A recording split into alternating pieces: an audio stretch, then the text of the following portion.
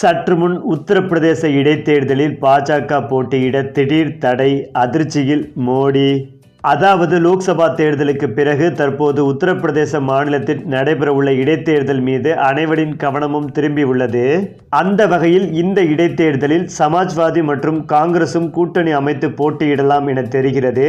ஆனால் இதுவரை அதிகாரப்பூர்வ தகவல் எதுவும் வெளியாகவில்லை. ஆனால் 10 இடங்களுக்கான இடைத்தேர்தலில் இரு கட்சிகளுக்கும் இடையில் தொகுதி உடன்பாடு எட்டப்பட்டுள்ளதாக தகவல்களும் தெரிவித்து வருகின்றன. குறிப்பாக உத்தரப்பிரதேச மாநில இடைத்தேர்தலில் சமாஜ்வாதி கட்சி 7 இடங்களிலும், காங்கிரஸ் கட்சி 3 இடங்களிலும் போட்டியிடலாம் என சொல்லப்படுகிறது.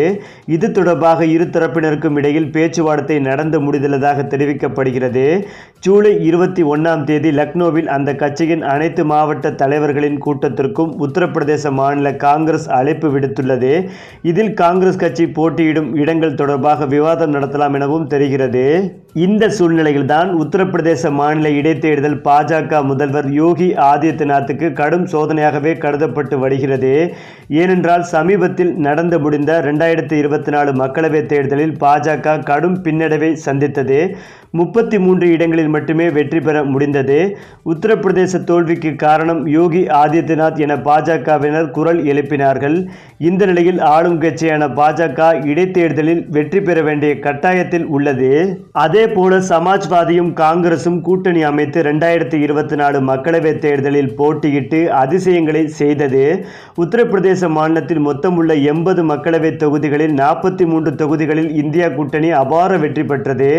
அதே சமயம் சமாஜ்வாதி கட்சி தனித்து 37 இடங்களில் வெற்றி பெற்றது.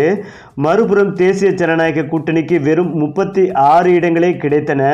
மத்தியில் மோடி தலைமையிலான பாஜக அரசு தனித்து பெரும்பான்மையை பெறாததற்கு காரணம் உத்தரப்பிரதேசத்தின் தோல்வி முக்கிய காரணமாக பார்க்கப்பட்டு வந்தது.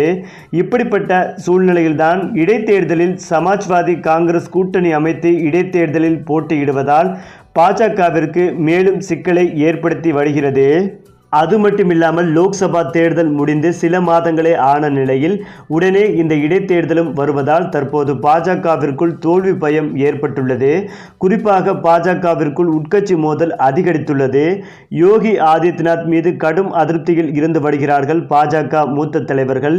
இதனால் யோகி ஆதித்யநாத் பாஜகவிலிருந்து விலக முடிவெடுத்துள்ளதாகவும் அவருடைய ஆதரவாளர்களும் கட்சியிலிருந்து விலக முடிவெடுத்துள்ளதாக தகவல்கள் வெளிவந்து கொண்டிருக்கிறது. மேலும் உட்கட்சி மோதல் பாஜகவிற்குள் நிலவுவதால் உத்தரப்பிரதேச இடைத்தேர்தலில் பாஜக போட்டியிட தடை கூட வரலாம் என்ற எதிர்பார்ப்பும் இருந்து வருகிறது. இந்த தகவல் பிரதமர் மோடி அவர்களை அதிர்ச்சி அடைய வைத்து வருகிறது.